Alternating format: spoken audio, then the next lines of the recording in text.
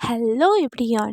শুঁটি বাগানে শুঁটি চুরি করতে গিয়ে তো আমি প্রায় পাগলই হয়ে গেছি। কারণ লাইফে ফার্স্ট টাইম আমি চলে এসেছি একদম মাঠের মাঝখানে, তা আবার শুঁটি বাগানে।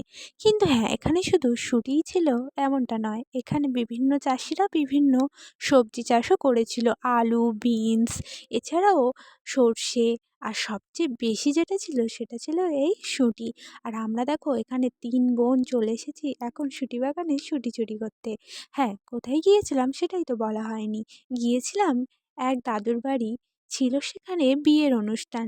তারপরে জানতে পারলাম দাদুদের এখানে প্রচুর সবজি চাষ হয়।